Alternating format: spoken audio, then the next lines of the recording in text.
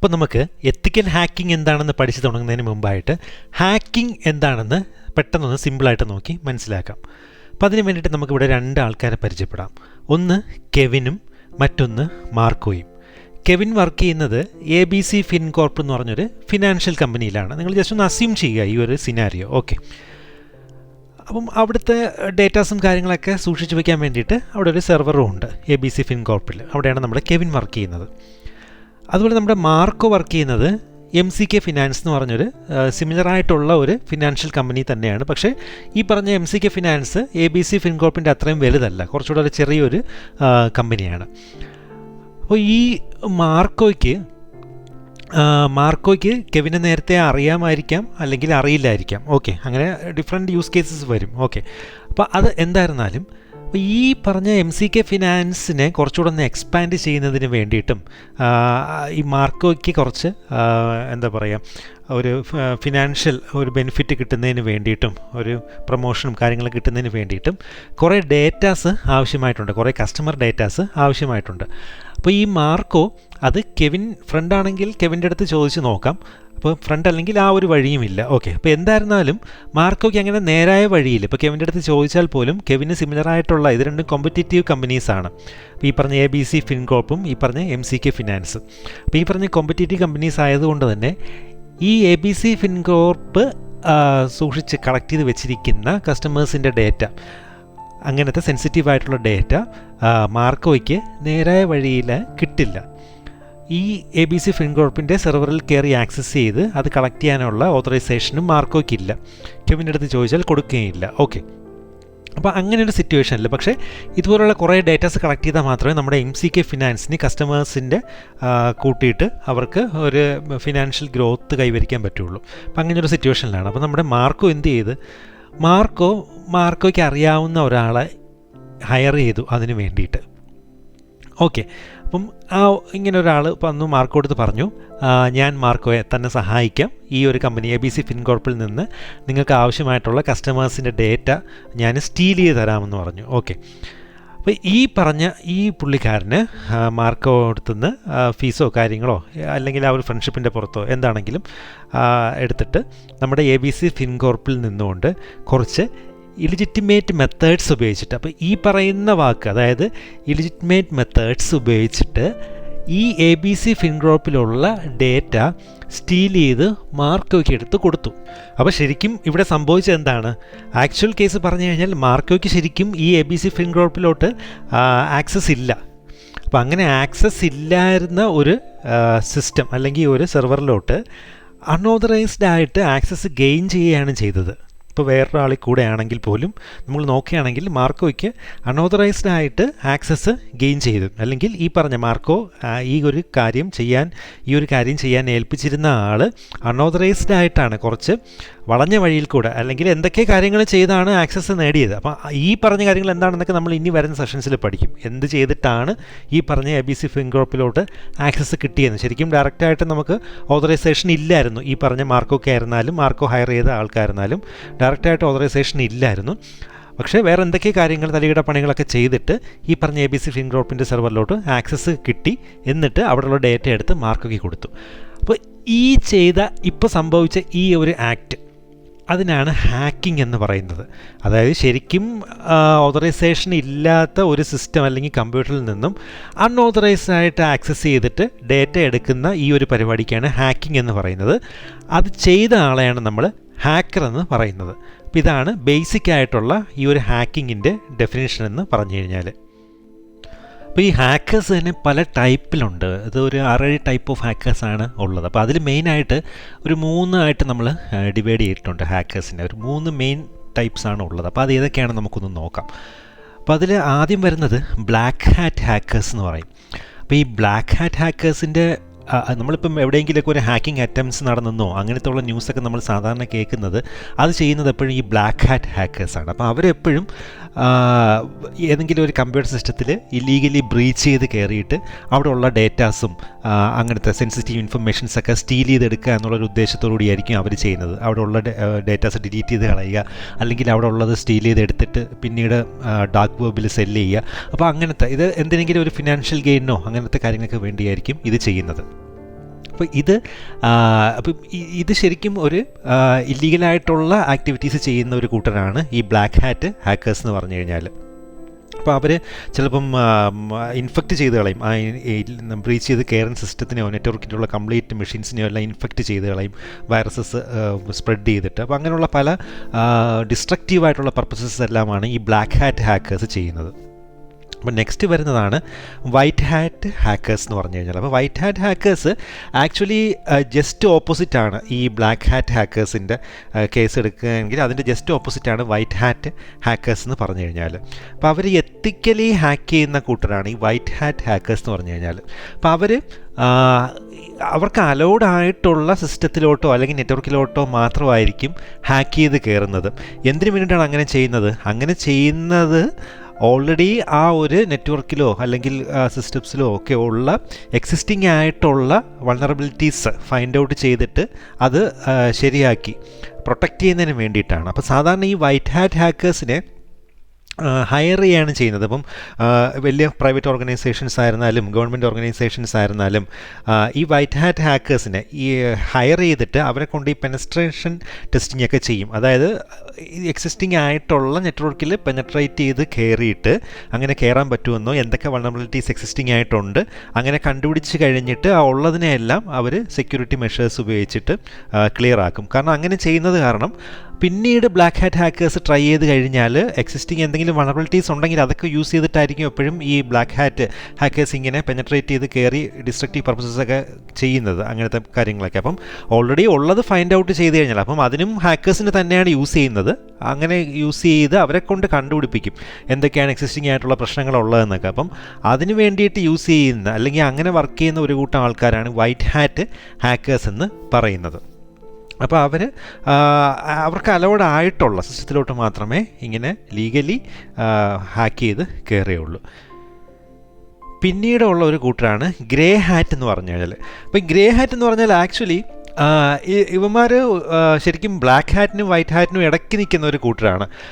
അവരും ഈ പറഞ്ഞ പോലെ ബ്ലാക്ക് ഹാറ്റ് ചെയ്യുന്നത് പോലെ തന്നെയാണ്, അവർക്ക് ഓതറൈസേഷൻ ഇല്ലാതെ തന്നെ അവർ ഇല്ലാത്ത മെഷീൻസിലോ നെറ്റ്വർക്കിലോ ഒക്കെ അവർ പെനട്രേറ്റ് ചെയ്ത് കയറി കഴിഞ്ഞിട്ട് പിന്നെ അവിടെ ഉള്ള ഇപ്പോൾ ഫോർ എക്സാമ്പിൾ ഒരു കമ്പനി, ഇപ്പം നമ്മൾ ആദ്യം കണ്ടതുപോലെയുള്ള ഒരു കമ്പനിയുടെ കേസ് എടുക്കാം. നമ്മുടെ ഈ ABC ഫിൻഗ്രോപ്പിൻ്റെ ഒരു കേസ് എടുക്കാം നമുക്ക്. അതായത് ഈ ABC ഫിൻഗ്രോപ്പിൽ ഓൾറെഡി കുറച്ച് വൾണറബിലിറ്റീസ് എന്തൊക്കെയോ ഉണ്ടായിരുന്നത് കൊണ്ടാണ് മാർക്കോയ്ക്ക് അവിടെ വേറൊരു ഹാക്കറിൻ്റെ സഹായത്തോടെ, ഒരു ബ്ലാക്ക് ഹാറ്റ് ഹാക്കറിൻ്റെ സഹായത്തോടു കൂടി അവിടെ പെനട്രേറ്റ് ചെയ്ത് കയറിയിട്ട് അവിടെ നിന്നുള്ള ഡേറ്റാസ് സ്റ്റീൽ ചെയ്യാൻ പറ്റിയത് അല്ലേ. അപ്പോൾ അങ്ങനെ ഓൾറെഡി ഉണ്ടായിരുന്ന ABC ഫിൻഗ്രോപ്പിലുള്ള അതേ വൾണറബിലിറ്റീസ് ഉപയോഗിച്ചിട്ട് ഈ ഗ്രേ ഹാറ്റ് ഹാക്കേഴ്സും അവിടെ പെനട്രേറ്റ് ചെയ്ത് കയറിക്കഴിഞ്ഞിട്ട് പിന്നീട് ആ കമ്പനിയുടെ ഓണേഴ്സിനെ ആ ഇൻഫർമേഷൻ ധരിപ്പിക്കും. ചിലപ്പോൾ അവരത് ചെയ്യുന്നത് ഒരു ഫിനാൻഷ്യൽ ഗെയിനിന് വേണ്ടി തന്നെ ആയിരിക്കാം. പക്ഷേ എന്തായിരുന്നാലും അവർ ഡിസ്ട്രക്റ്റീവ് പർപ്പസസ് യൂഷ്വലി ചെയ്യാറില്ല ഗ്രേ ഹാറ്റ് ഹാക്കേഴ്സ്. അവർ ഓൾറെഡി അതിലുള്ള പ്രശ്നങ്ങളും കാര്യങ്ങളൊക്കെ പിന്നീട് പറഞ്ഞു കൊടുക്കുകയാണ് ചെയ്യുന്നത്. മിക്കവാറും എല്ലാം ഗുഡ് കോസിന് തന്നെയായിരിക്കും. പക്ഷേ എല്ലാ സമയത്തും അവരുടെ ഇൻറ്റൻഷന് ഒരുപോലെ ആയിരിക്കണമെന്നുമില്ല. അതാണ് ഞാൻ പറഞ്ഞത്, ബ്ലാക്ക് ഹാറ്റിനും വൈറ്റ് ഹാറ്റിനും ഇടയ്ക്ക് നിൽക്കുന്ന ഒരു ആൾക്കാരാണ് ഗ്രേ ഹാറ്റ് ഹാക്കേഴ്സ് എന്ന് പറഞ്ഞാൽ. അവരെപ്പോഴും അവരുടെ ഒരു സ്വന്തം വില്ലിന് വേണ്ടിയിട്ട് വർക്ക് ചെയ്യുന്നവരായിരിക്കും. ചിലപ്പോൾ അത് ഫിനാൻഷ്യൽ ഗെയിനിനായിരിക്കാം, അല്ലെങ്കിൽ തനിക്ക് ഇത്രയും എക്സ്പെർട്ടൈസ് ഈ ഒരു ഫീൽഡിലുണ്ടെന്ന് മറ്റുള്ളവരെ കാണിച്ച് ഒരു ക്രെഡിറ്റ് എടുക്കുന്നതിന് വേണ്ടിയിട്ടായിരിക്കാം. അങ്ങനെ പല കാരണങ്ങൾ കൊണ്ടായിരിക്കാം അവർ പ്രത്യേകിച്ച് അവരുടെ അടുത്തൊന്നും പറയാതെ തന്നെ ചിലപ്പോൾ അവർ ഏതെങ്കിലുമൊക്കെ കമ്പനിയുടെ നെറ്റ്വർക്കിലോ മെഷീൻസിലോ ഒക്കെ പെനട്രേറ്റ് ചെയ്ത് കയറി കഴിഞ്ഞാൽ അവിടെ ഉള്ള കാര്യങ്ങൾ എന്തെങ്കിലും പ്രശ്നങ്ങളുണ്ടെന്നൊക്കെ ആ കമ്പനിയിലുള്ള ആൾക്കാരെ അറിയിക്കാം. അതൊക്കെ അവരുടെ ഇഷ്ടം പോലെയാണ് അവർ ചെയ്യുന്നത്. മിക്കവാറും ഗുഡ് കോസിന് വേണ്ടിയിട്ടായിരിക്കും ഈ ഗ്രേ ഹാറ്റ് ഹാക്കേഴ്സും വർക്ക് ചെയ്യുന്നത്. അപ്പോൾ മെയിനായിട്ട് ഈ ഒരു 3 ടൈപ്പാണ് നമ്മൾ ഹാക്കേഴ്സിനെ ഡിവൈഡ് ചെയ്ത് കഴിഞ്ഞാൽ. പിന്നീട് ചെറിയ ചെറിയ ക്ലാസിഫിക്കേഷൻസ് വേറെ ഉണ്ട്, മൊത്തം 6-7 ടൈപ്പ് ഉണ്ട്. Red hat, blue hat, green hat എന്നൊക്കെ പറഞ്ഞിട്ടുണ്ട്. നിങ്ങൾക്ക് കൂടുതൽ നെറ്റിൽ സെർച്ച് ചെയ്ത് കഴിഞ്ഞാൽ മനസ്സിലാക്കാൻ പറ്റും. മെയിനായിട്ട് ഈ ഒരു 3 ക്ലാസിഫിക്കേഷനാണ് ഹാക്കേഴ്സിൻ്റെ കാര്യം പറഞ്ഞു കഴിഞ്ഞാൽ നമുക്ക് പറയാൻ പറ്റുന്നത്. ഓക്കെ, അപ്പോൾ നമ്മളിപ്പം ഹാക്കിംഗ് എന്താണെന്നും ഡിഫറെൻറ്റ് ടൈപ്സ് ഓഫ് ഹാക്കേഴ്സ് ആരൊക്കെയാണെന്ന് നമ്മൾ നോക്കി മനസ്സിലാക്കി അല്ലേ.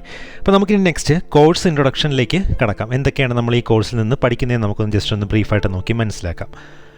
അപ്പോൾ ഇതിൽ നമുക്ക് ആദ്യം ചെയ്യേണ്ടത്, ബേസിക്കലി ഇതൊരു പ്രാക്ടിക്കൽ ഓറിയൻറ്റഡ് ആയിട്ടുള്ള ഒരു സീരീസാണ്. നിങ്ങൾക്ക് മാക്സിമം പ്രാക്ടിക്കൽസ് ചെയ്ത് മനസ്സിലാക്കി തരിക എന്നുള്ളതാണ് ഈ ഒരു കോഴ്സിൻ്റെ ഉദ്ദേശം.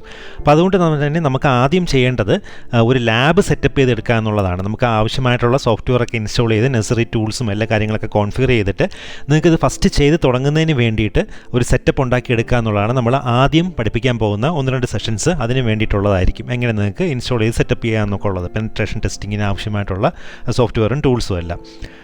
അത് കഴിഞ്ഞ് നമുക്കിനി കോഴ്സ് എങ്ങനെയൊക്കെയാണ് വരുന്നതെന്ന് നോക്കാം. കോഴ്സ് മെയിനായിട്ടൊരു 4-5 സെക്ഷൻസ് ആയിട്ടായിരിക്കും നമ്മൾ ഡിവൈഡ് ചെയ്തിരിക്കുന്നത്.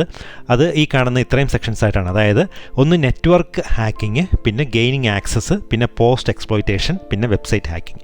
അപ്പോൾ ഈ 4 സെക്ഷൻസ് കംപ്രൈസ് ചെയ്യുന്നതായിരിക്കും ഈ ഒരു ടോട്ടൽ കോഴ്സ് എന്ന് പറഞ്ഞു കഴിഞ്ഞാൽ. അപ്പോൾ നമുക്കിനി ഓരോ സെക്ഷൻസും എന്തൊക്കെയാണ് ജസ്റ്റ് ഒന്ന് ബ്രീഫായിട്ടൊന്ന് നോക്കി ആദ്യം ഒന്ന് മനസ്സിലാക്കാം. ഓക്കെ, ആദ്യത്തത് നെറ്റ്വർക്ക് ഹാക്കിംഗ് സെക്ഷൻ എന്താണെന്ന് നമുക്ക് ബ്രീഫായിട്ട് നോക്കാം. അപ്പോൾ അതിൽ നമ്മൾ പഠിക്കുന്നത് ഒരു നെറ്റ്വർക്കിലുള്ള ഡിവൈസസ് തമ്മിൽ എങ്ങനെ കമ്മ്യൂണിക്കേറ്റ് ചെയ്യുമെന്നുള്ളതാണ്.